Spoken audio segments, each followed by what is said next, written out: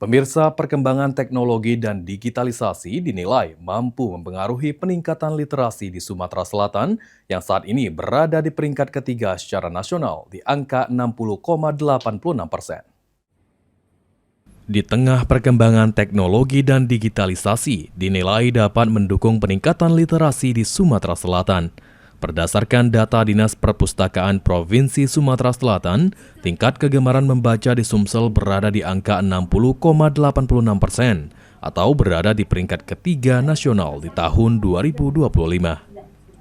Kepala Dinas Perpustakaan Provinsi Sumatera Selatan, Fitriana, mengatakan selain menyediakan buku konvensional, saat ini perpustakaan juga menyediakan buku digital yang dapat diakses dari mana saja.